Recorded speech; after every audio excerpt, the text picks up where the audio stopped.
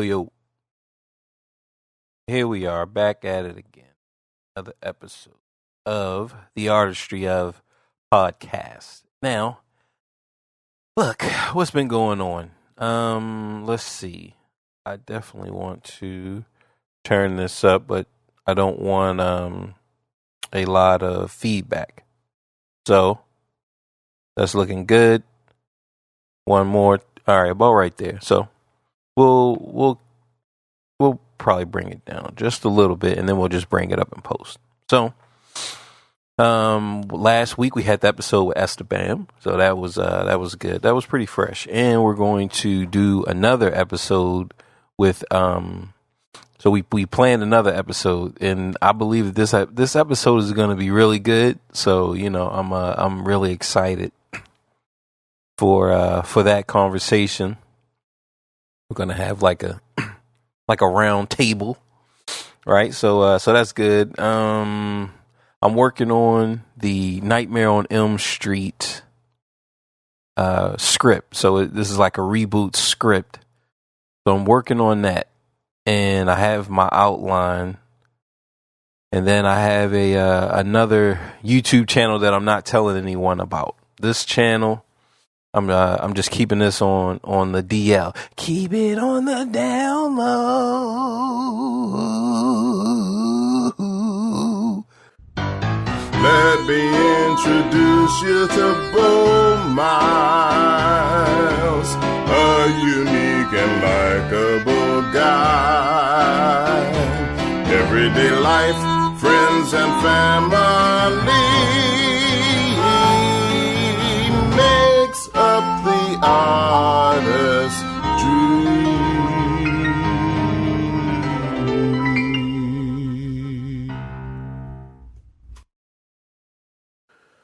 Right. So I have that going, and it's going well. This is the best. This is like the best channel, and that I have, right? And I just started it maybe last week, and just look, it's just based off of everything that I've learned and all of these ideas that I've been talking about with other like-minded and business-minded people, entrepreneurs. So that's going well. That's going very well. And even though I'm not going to tell you guys what it is, but what I can say for just what I've learned, right? What I've learned is, like, my other channels are all over the place. So I have and I wanted to do this, like, so my Patzer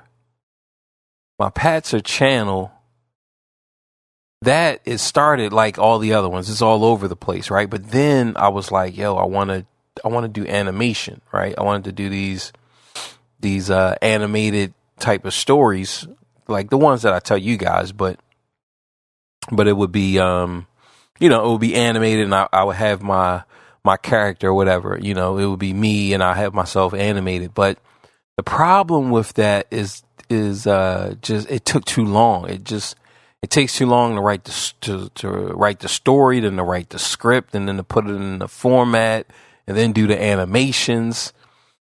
And it was a reading. It was more of a reading type of thing. So that's really what that just took too long. It took too long to do. It took too long to produce if it's just me by myself. So that was like one of the big issues that I found myself just running into, right? Just having that was a huge problem. So I'm like, man, right? But it really set the stage, because I knew that it had to be you, only you know what to do. Nobody else gives me a thrill. Right. So I knew that it had to be laser. It had to be laser-like focus. I knew that going into it. Right. I knew it going in. But like I said, the biggest problem was just the production and the turnaround. and it really makes me appreciate companies like these. I can't. What are they? I would say networks or production companies that put on games, that put on animated series, that put on cartoons. That it helps me appreciate it more because you have a team. You have a team of 10 people on each aspect of a show, of a program. Well, then things are going to run a lot better. And it's going to be a lot faster and you can pump out. So if you have 10 people, running the animation. You have 10 people running the storyboarding. You have 10 people running the actual stories. You have 10 people, right, running running the sound, running the sound creation, right? So you have 10 people all in these different fields. And you break it up, well, then things are just going to run a lot faster and a lot smoother. And that's where it was like, yo, man, this is what I need, right? I need to have it to where I have a team, because without that, I mean, it's just taking a long time. I mean, it is taking a very, very long time to produce. Right. But before I did that, it was like I said, it was just all over the place. The channel was all over the place. And, it was like, all right. And so that's the Patzer. So then we had the Bo Miles, which was just going to be me and my music and the journey. Right. So we're talking about when I first started the channel. Now, this is before YouTube was even paying people. This is before, they were paying and monetizing the video platform that they have now. Right?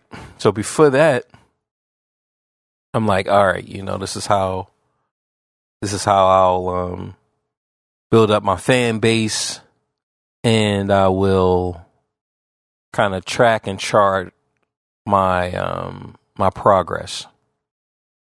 And I got some collaborations. I mean, I got some things here and there, and you could say, hey, this is the YouTube artist. But from a Google search engine perspective, because that's not how I was looking at it in my other channels, from a search engine perspective. So I'm thinking, all right, let's say if somebody wants to know how to get a gig, right? Look, I'm a musician. I want to get a gig. How do I do that? Well, boom, I put up a video. Then let me put up some videos of my music, and let me do this, let me do that. Now, the way that is going to pop, from my perspective, right? Because I think each person, no matter where you are in the ladder, you're going to have maybe a different perspective of how it's going to work. But for what I was doing, the whole idea is that you would have to be famous in order for what I was doing to work. So let's say Justin Bieber is doing the same type of videos that I'm doing. Because he's famous, you're looking for Justin Bieber. Because he's famous, now you're going to take his word and you're going to say, like, all right, man, this guy knows what he's talking about. Now, other than that, you have to, so if you're not famous and you're doing this from a search engine perspective, if you put up a whole bunch of videos on getting gigs, then you can corner the market and you can try to lock down some territory. There's a game. There's a few games. One of my favorite mobile games. It was a let's see what the name of it. I want to say it was like Tentacle, or let's see what the name of this. All right, so it's called Tentacle Wars, and they also have another one which is it's like the United States, and you get to a battle for the states. So let's say you have Florida, and Florida has 45, in Tennessee, let's say, so you're in Florida, so let's put you up, going up again in Georgia, right? So you have 45, and let's say Georgia has 35, and then South Carolina has, let's say, 58. So the whole idea is that you want to take over. So with your 45, you want to take over Georgia before South Carolina takes over Georgia, just with the numbers. And once you take over, then you'll have that, and you'll have like a splurge. You'll get like a little boost. So now you can fight off the invasion that South Carolina is doing. Now, in Tentacle Wars, the way it works is it's like a virus. So maybe you're the antibodies, and then you have a virus that's attacking a cell. So let's say the virus it starts you off level 1. The virus is going to have maybe five bad cells, or 5 of the virus members, and you'll have maybe 15. So both of y'all are going to this circle to the home spot. Both of y'all are going to the home spot, but you have more, so you take over that spot, and then you win. Then eventually you can take over the home of the virus, and then you win. So you just keep progressing. And so that game that's what you want to do. You want to capture as much of the territory as you can. So if we're talking, like I said, if we just break it down to how to get gigs, you want to just focus exclusively on that type of content. You want to be laser like focus on that content. Let's say it's the other aspect of my channel, we're talking about the Bo Miles channel. The other aspect of the channel would be my music, my actual songs that I put up, right? So you would want to exclusively focus only on the songs, only putting up the songs, right?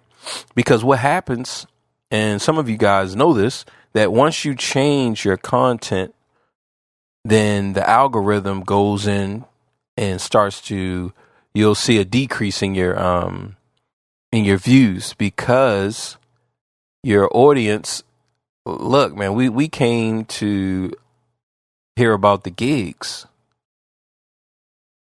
right? Like, because the YouTube algorithm is pushing they're pushing your videos to people who want to know how to get these gigs. So now that you have that, and you introduce this new thing, here are some of my songs. Well, then now the YouTube algorithm has to start pushing your videos to people who want songs. And then let's say people who want to hear rap music, because that's what I was doing. I'm doing rap. So people who want to hear that is going to push. So now I'm using an elevator tactic, right? An elevator strategy where, okay, we're going to use covers, because no one knows me, right? No one knows who I am.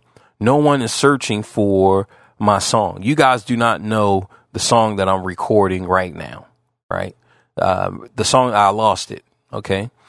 I lost it in the great hard drive wipeout, right? I lost it in the great hard drive wipeout.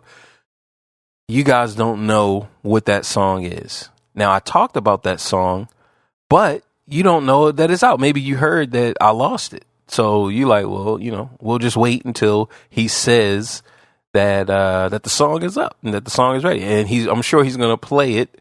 He's going to play the song at the beginning of the episode, right? So that's for you guys. But before you started listening to this podcast, you didn't know me. You didn't even know I had songs. And just the way that it's set up, the way that the world is set up, you're not even looking for songs. You're not even looking to say, hey, man, I wonder if this guy has some songs, right? Like, you're not looking. Man, I wonder if Tony Two Doors Down, if he got a new song. Like, yo, I mean, is he even making songs? Right? So even when you find out that he's making songs, you still are not checking to see Tony Two Doors Down would. You don't even want to hear his song yet until it gets until it's proven, until he has some success, and people, maybe you got to hear about it. Maybe they do a news piece, really, if you hear it on the radio. So once you start to introduce these things, now, okay, all right, now I want to hear it. Now I want to listen. But without those things, because it's about being proven, right? We care about our time and we don't care about our time. But that's about everything. We care about stuff and then we don't care about stuff.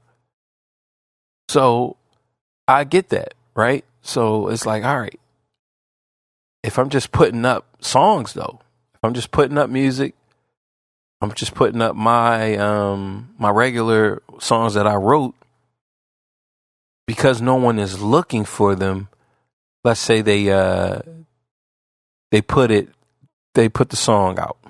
My song title, "You Deserve," right? That's one of my songs that I have out, and I have a video for it. I'm not really sure if I took it down. I'm not sure if it's on my Patzer or it might. I'm not sure if it's on my Bo Miles or if it's on my Patzer. But that song, or a really good one, I think, yeah, so that one, there's a couple songs, right? But I use the elevator technique first.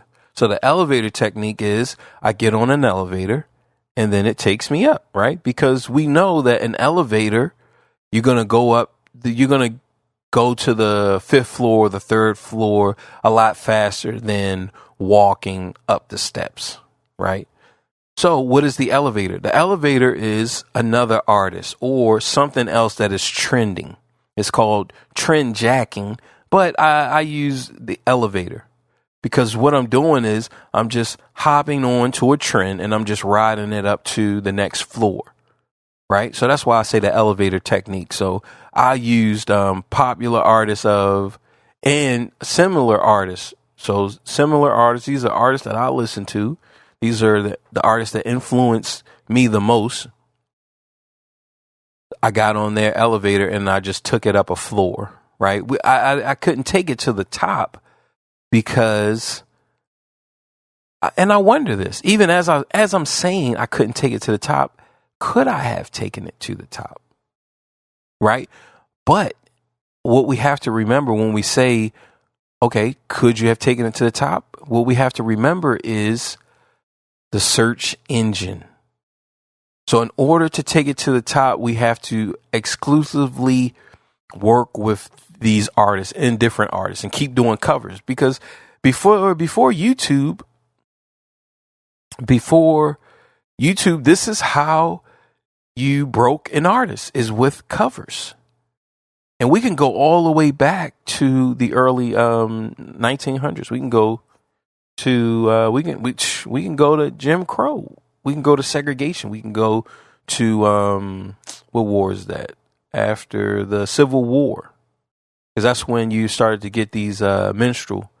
You started to get these minstrel shows, and these minstrel shows. And it's just when I say minstrel, because you got that S, it hits hard. That and shows. So shows, right? Minstrel shows. Just with the birth of that. Now, this is happening before, because you have opera. Now, your minstrel shows are a variation of opera, right? This is an American. This is American music, right? These minstrel shows are American music. This is our first venture into our own form, and it had to do with slavery. And you're just showing slave life. You're showing, because a lot of Americans at that time really didn't know slave life. They weren't privy to it because only the rich had slaves. So if we say Ford, right, which of course, they didn't have slaves during this time, during Ford's time. But when we think of brands, we think of big brands, Nabisco, Ford, who knows, AT&T, singular, right?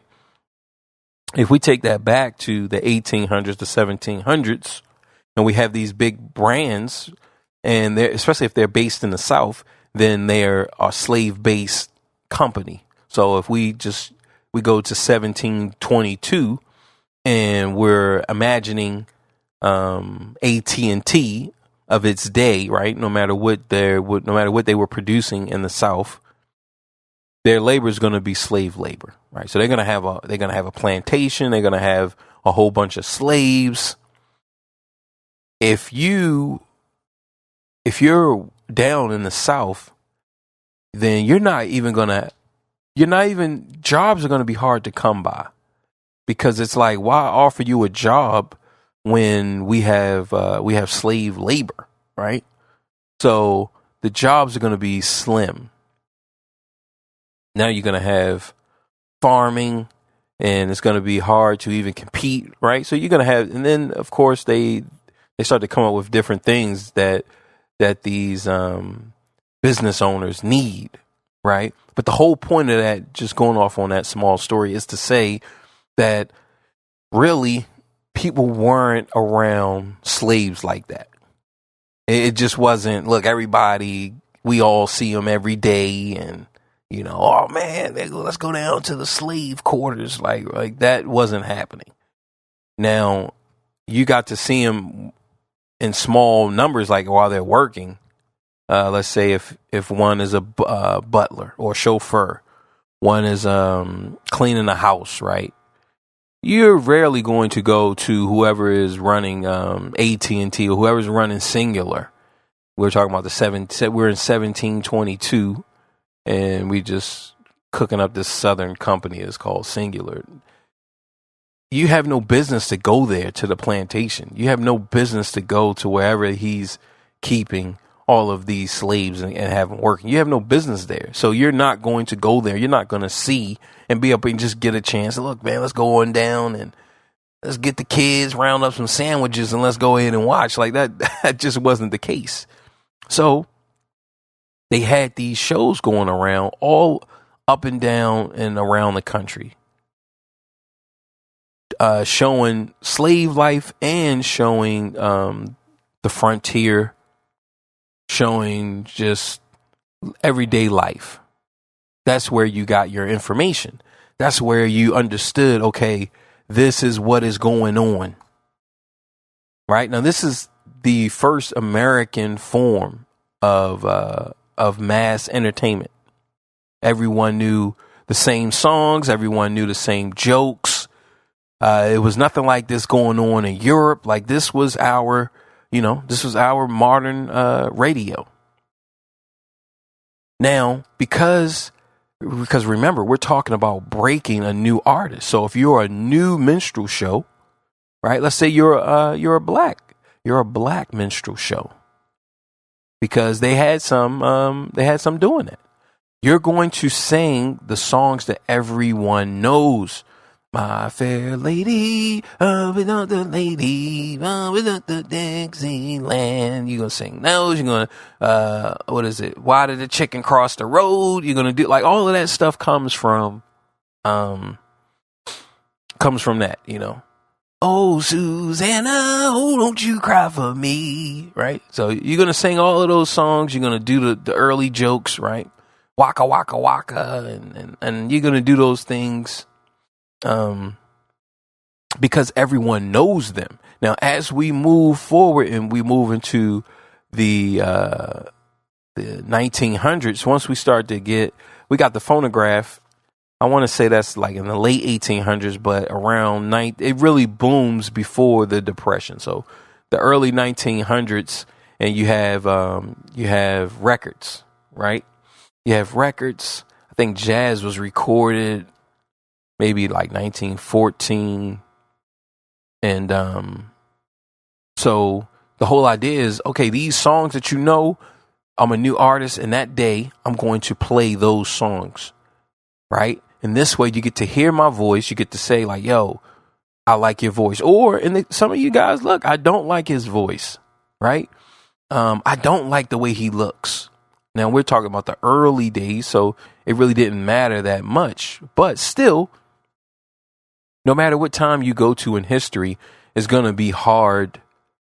And when I say hard, what is hard is what the people, what they're wanting in that moment. No one can truly from starting from zero can say what the people want.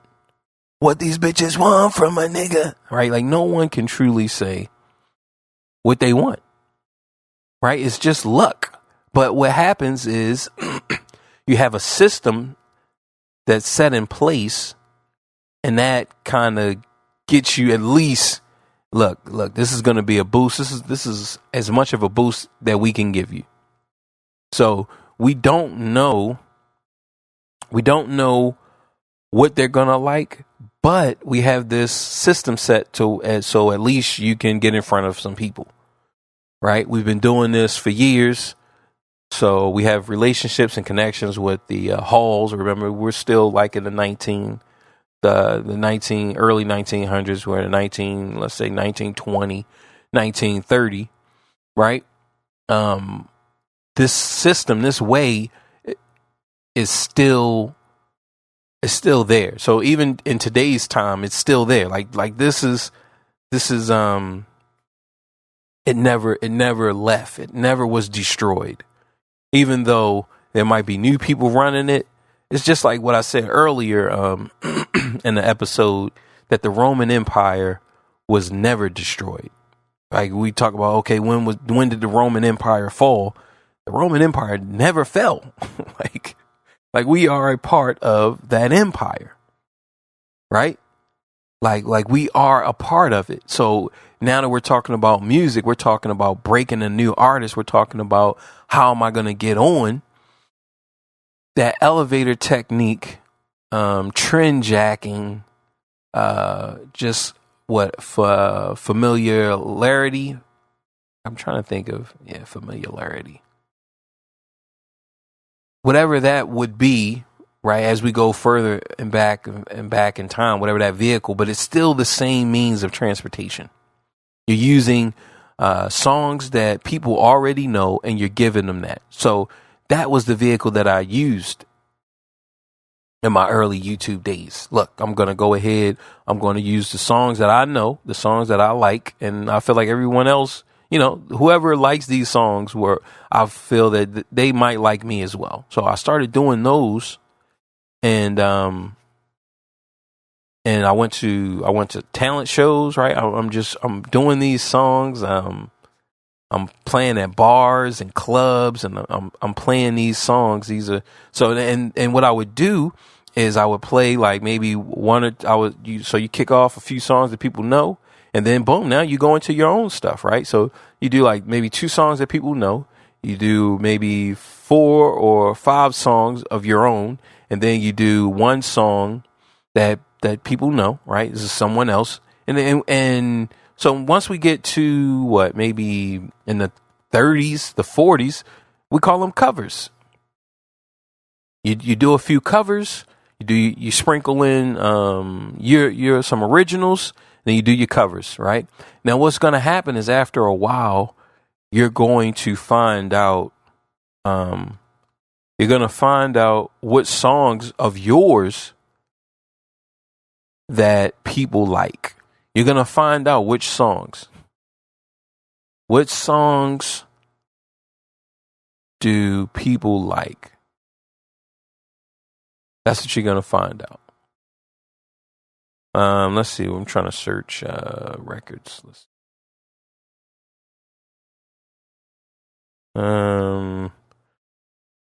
All right, let's see. So we have 1877. So you have those, the phonograph, you have those like big ones. And that's where I dated, I dated my stuff around that time. you know. So I had a good idea about that. Now, remember, I went to school to be a music teacher, and I studied jazz, so um, I had a little bit of knowledge in that. But so even before 18, because it wasn't popular when it first dropped in 77, right? But it grew and grew and grew into to a real big height around like I would say like the 1900s, right? So I'm using the elevator technique, and it works. And then I sprinkle in some of my stuff. Only thing I had to do was just I had to stay consistent. I had to keep dropping those classics, right? Keep dropping classics and then keep dropping my music. But I didn't. But I learned, okay, this is a way that you can gain some traction.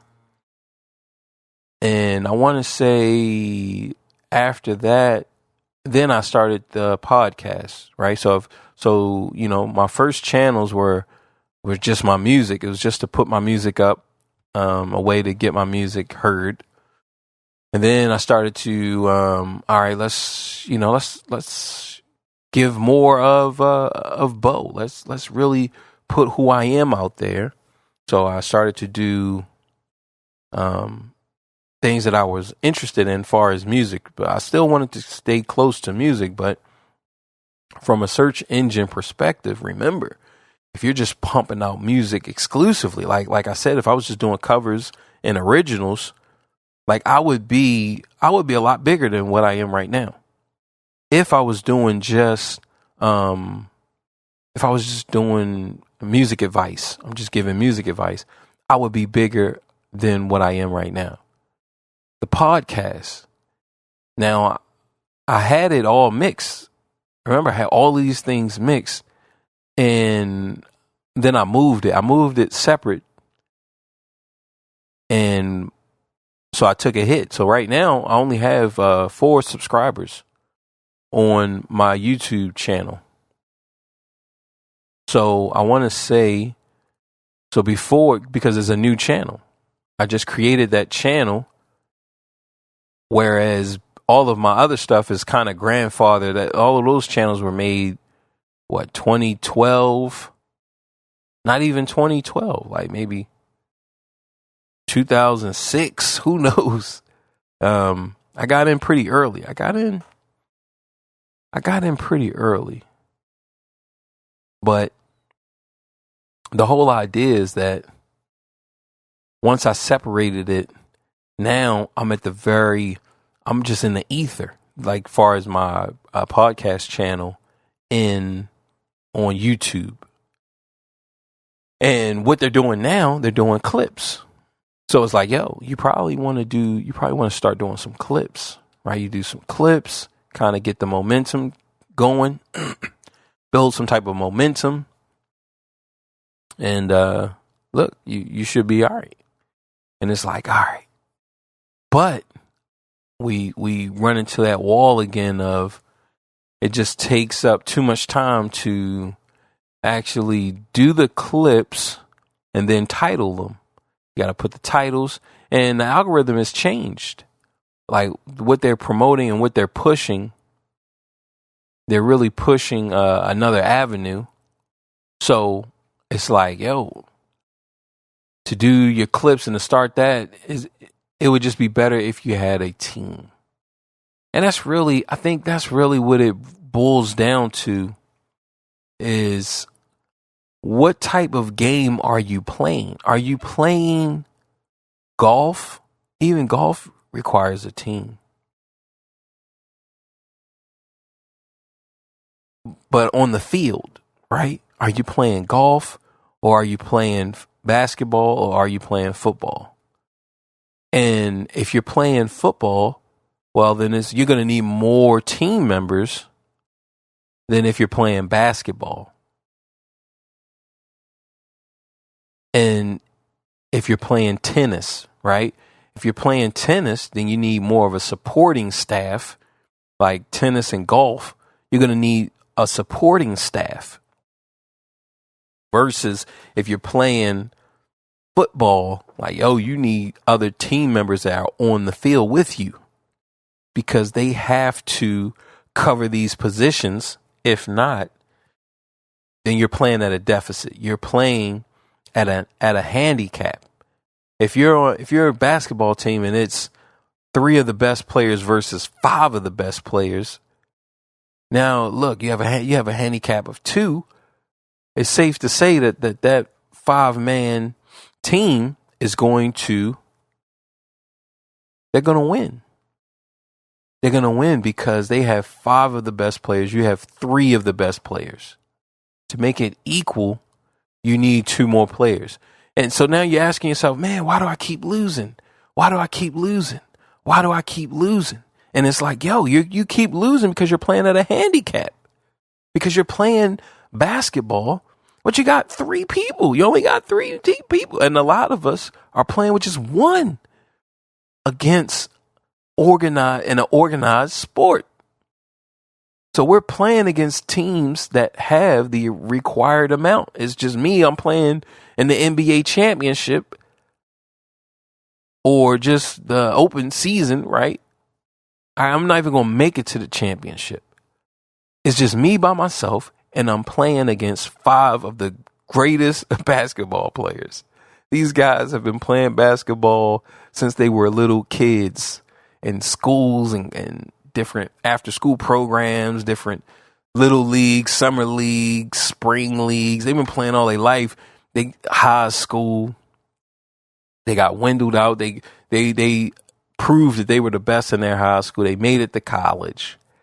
They proved that they were the best in their college and they made it onto a professional team. And this is all they do.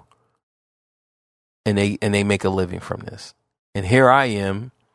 I'm on the court. It's just me by myself. And I play basketball as a hobby. Matter of fact, I'm learning how to play basketball. It's going to get ugly. Ugly, ugly, ugly. It's going to get ugly, ugly, ugly. Right? Like, you can see that. Like, man, you are not going. You can't win, Rock. I'm afraid. All right? Is that what you want me to say? I'm afraid. Like, you can't win. So how do you talk to an angel? How do you walk where you are? Right? So how do you do that then? How will you be able to compete? First, you have to identify if you're getting on court and you're playing. Okay, are you getting on the field? And is this a football? Are you playing football? And you need 11 people, or I don't know how many of them. I just threw out 11, but I don't know. Let's see. Let's see how many football players on the field. Yeah, 11. So I was right. Okay. So are you on the field and you need 11 players? Or are you on the court and you need 5 players, right? Then, okay, you need, but we're not even talking about the support. Or are you on a tennis court and it's just boom, it's just you versus another person. You're on the golf court, the golf range or whatever that would be called. I can't think of those courses, right? You're on the golf course. And it's you versus a slew of individuals. It's not just one individual, but it's a whole bunch of individuals. But remember, we said that, okay, even in those instances, even in those situations, we still need to talk about support. We still need to talk about the support team because, okay, let's say it's you versus a slew of other individuals, but they have a stronger support team. Let's say they have, let's say it's golf, or let's say it's tennis, or let's say it's boxing, and it's you, but you get in the ring, you're going up against another guy. He has a coach. He has several different coaches, right? He has several different coaches. Let's get a drizzy.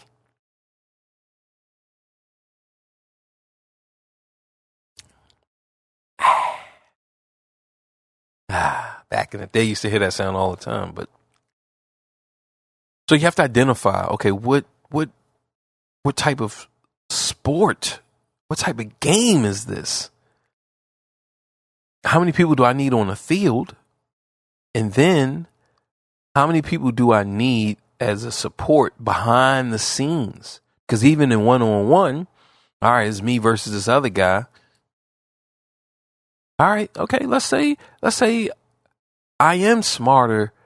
It's boxing, and I am smarter than these other guys. As far as boxing intelligence, let's say that I am smarter than them. But you have, and I'm smarter, so it's like 3 people down on this in this corner, and then it's him in the ring, and I'm better than all of them. We get in the ring. That first round goes my way. I go back to my corner. I don't have anyone in my corner. I just kind of do everything myself. Maybe I got to climb down, get me a ice bucket, get me some water. Let's say I don't do any of that, right? So boom, I just sit down. Okay, look, man, let me just sit down. And the round went good, you know. I beat him up pretty good. There's only gonna be a couple more rounds, and I'm gonna get this guy out of here. I'm thinking about, man, I wonder what's going on with R. Kelly, man. My boy just got 30 years, man. Damn, Kels. Told you not to be doing that shit to them girls. This is what I'm thinking of. And during our break time, my opponent is over with his team, and they're watching what works and what doesn't work. They're watching me.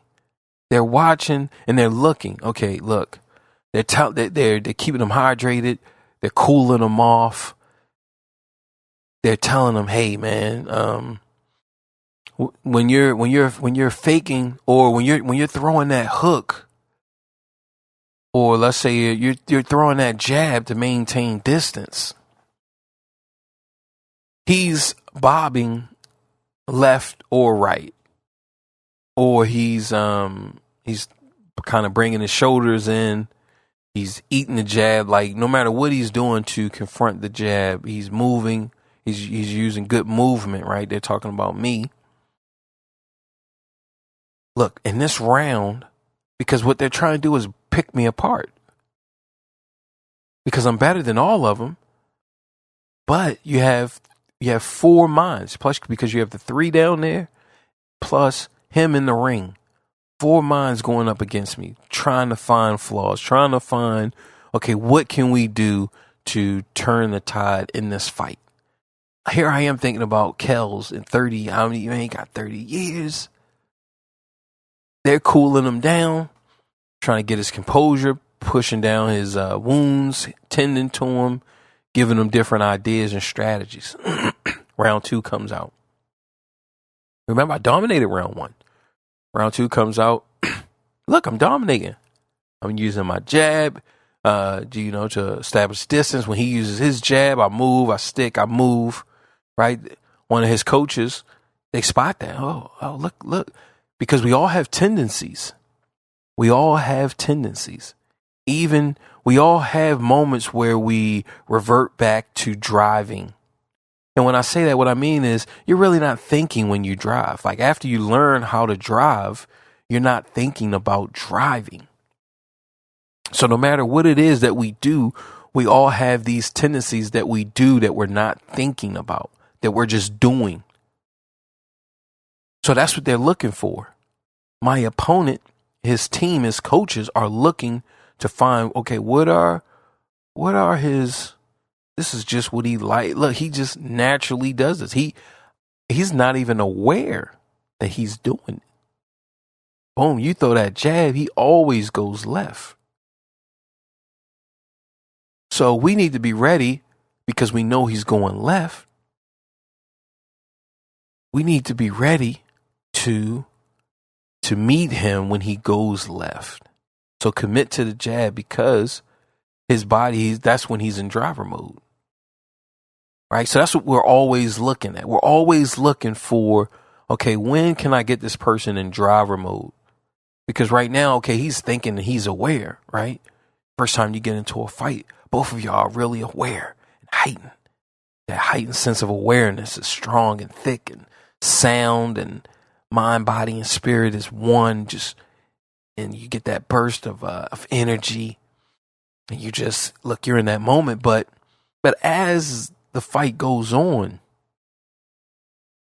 and certain situations happen, you start to get into that driver's seat. Oh, you driving. Now remember, I was thinking about R. Kelly, but my opponent and his team, look, man, they want to win. They want to win. So I bring up that just to talk about, okay, if it's 1v1, then what's the support?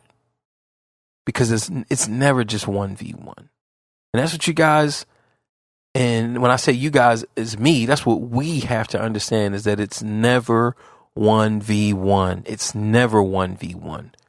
Get that out of your head.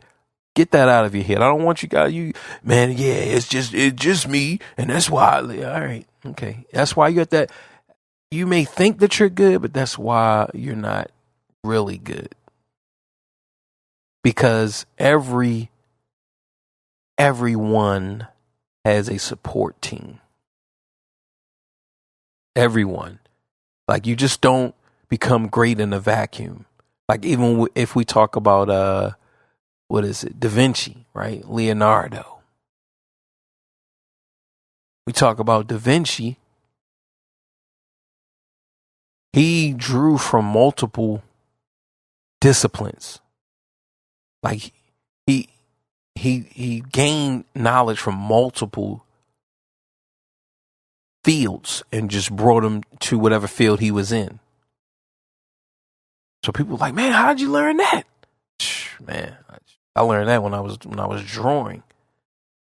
I learned that when I was this. I learned that when I was that. When I was working on this, that's when, boom, I learned that, right? Now, people are coming to him for different jobs. So they're giving him the requirement. Now he has to, boom, how you going to do it? Now remember, he's bringing in the knowledge from different fields. But so that's how he was still getting it in, but it wasn't a vacuum. It just wasn't him just in his lair and he's just, he just cooking up. Nah, people was coming to him and they were giving him, look, man, I need you to do this. I need you to do that. I need you to do this. I need you to do that. Tyson, a great support team in the beginning, right? Now, as he moved on, as he moved forward, he didn't have that same team and that same system. So it took its toll. But we need a support team. So even me, when I was talking about just being an artist, like, I needed a support team. I was doing everything by myself and I got burned out. So especially once I started traveling to different states, because I'm trying to quarterback and be the running back. I'm trying to be the coach, the quarterback, and the running back. And it's just me on the field alone against 11 other players. And it's like, yo, man. But I only can see one player at a time, right? So I'm like, man, why am I losing? Why am I losing? Why do I keep losing? And it's like, yo, man, because, man, you need 10 other players, my guy. And the support and the support staff, the support team. So many people off the field that makes a great, huge impact on the field. So, all right, I'm talking to people. Look, man, I'm trying to get this show, right? So I'm trying to do this thing in Ohio. Boom, I call up the venue and, hey, you guys, yeah, come on up, right? I remember driving like 4 hours, and then I made it to this one open mic. And it was, they turned a old church into like a bookstore / coffee shop. This is in Cleveland. I believe it was Cleveland, or close to Cleveland. And I remember finally getting there, but they were booked. Like, everybody was already on there. And look, man, you're just gonna have to try again next week. And I remember, just letting them know, man, I drove from West Virginia to get here. And one of the guys, I think he was the last guy, he was like, man, you can take my spot. So I get up there. No one knows me, but they let him know, look, man, this guy drove, right? So this is that off the field support, right? Those guys, that's what they were. They were off the field support. They was like, yo, man, boom. They set the stage up for me. They set it up. So if I had things in place to capture fans, that was my moment to capture fans. But I didn't have, only thing I had was my name. And just because of the time, right? We're talking about, this is 2000, maybe 2007, 2008. Like, look, the internet, it just wasn't the same as it is now. Back in, 2007. A lot of the systems that are in place weren't in place. As far as access, like, remember, like I said, with the elevator, even though we call it a different name, it's always been there. Okay, so like in today's time, we're going to say trend jacking, we're going to say elevator, but that concept has been around since the beginning, right? We went all the way back to the minstrel shows.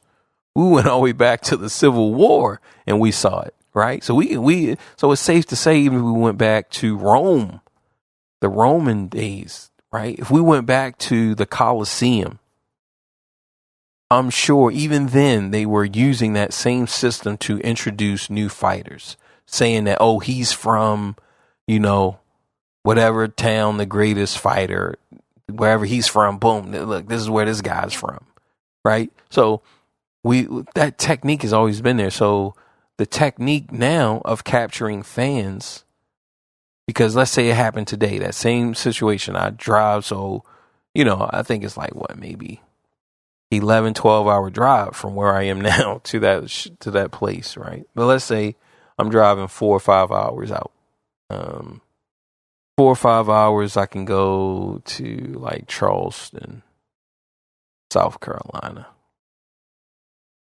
I can go to Hilton Head, which is a nice place. If some of you guys are on the East Coast and you would like to go to a beach, Hilton Head Beach is pretty nice. Hilton Head, South Carolina is pretty nice, and it's close to Savannah, Georgia. So boom, I drive down. I go, 4 or 5 hours. I go to Savannah, Georgia, and the same situation. I get there. I'm the last person, and I let them know, look, man, I drove 5 hours to get here. I drove 4 hours to get here. And one of the guys, they say, you know what, man, you can take my spot, bro. So I'm like, thank you, right? I get up on the stage, and as I'm getting off, people are like, oh man, you did an excellent job. You did a good job. Yo, man, good job, man. I can be like, yo, follow me. Boom, I give them my Instagram. Boom. Yo, you want to get more music? I got more music up on YouTube. In today's time, right? Look, man, go ahead, pull out your phone. Because I do this. Man, pull out your phone. Boom. Look, man, open up that YouTube. Boom, open up the YouTube. Yeah, man, put in boom. Here I am. Go ahead, boom. Subscribe, man. Right? We're getting live subscribers. We're getting people joining on the gram. But back then, that stuff wasn't available. But something was available, but I just didn't know what it was. There was a way that I was going to capture fans, right? I just didn't know what that way was, but it was available to me to use. I just didn't know what it was, right? So just being aware. So that just brings about the awareness of the game. What game are you playing? So it doesn't matter what you're trying to do, right? You want to be an electrician. You want to be, let's see, because I just don't want to name all those jobs that everyone names, because that's not the only job. Look, there's so many other jobs that are fulfilling. You want to be an electrician. You want to work in sanitation. You want to work at a call center. What is the game? How do you need a support team? Let's say you want to get with the electrician, with the electric company, or you want to get with the gas company, right? Your whatever G&E. All right, what is the game, right? If you want to join any type of gas or electric company, as far as install or whatever, there's a test that you take. Now you have to study and prepare for that test, because the test is not about being hard. It's just about establishing the culture that you're from. So you need to know that. Just like a doctor, just like a lawyer, just like anything. Those tests, it's not about being hard. It's just about establishing a culture. That's what the test. So when you have a long test like that, think about if you had a long test on your life, you don't have to study, or let's say it was going to be some specific things. Okay, let's review, but you've lived your life. So I know this stuff. That's all those tests are for. That's what the whole idea is, just to test the culture, to test your culture. It's just, that's the only reason for the test, because people pass all of these type of tests, but really can't perform, really can't do work, right? So that's why I say it's really about just checking. It's just checking. So now, like I said, okay, what game are you playing? Learn the game. So no matter what, if it's you want to become this, you want to become that, all right. How many people are on the field? Are you playing a game that has 11 players on the field? You need to know that. You need to know, okay, how many people am I playing against? If I see this TikToker, if I see this YouTuber, I just see him by himself, right? So I believe that it's boxing. I believe that it is tennis. How many people off the field does he or she have? I need to know that. Oh, this person has a coach. This person has a water boy. This person has this. This person has that. Look, I need, okay, if you don't have all of those things, there are people who want to do those things. Man, I just got to do it myself. Well, all right. At that point, you're really not trying to play to win. You just really and there's nothing wrong with that.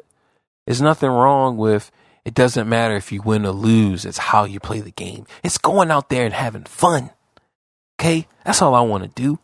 I just want to go out and have fun. Woke up in the middle of the night. My mother said, what are you gonna do with your life? No memories there, no more on that girl. Oh, girls just wanna have fun. Oh, girls just wanna have girls. They wanna have girl, right? So if that's all you want to do, there's nothing wrong with that.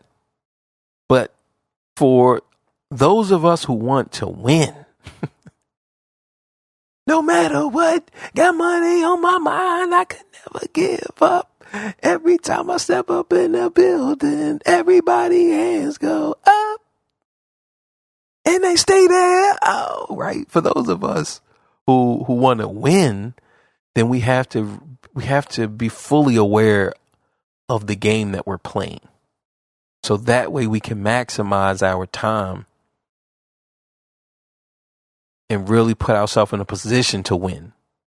Because if it's just you out there and you're going up against 11 players, you're not putting yourself in a position to win. So now you ask yourself, man, I just keep losing. What's going on? Mother, there's so many of you crying, right? So you need to be aware. Okay, what type of game are you playing?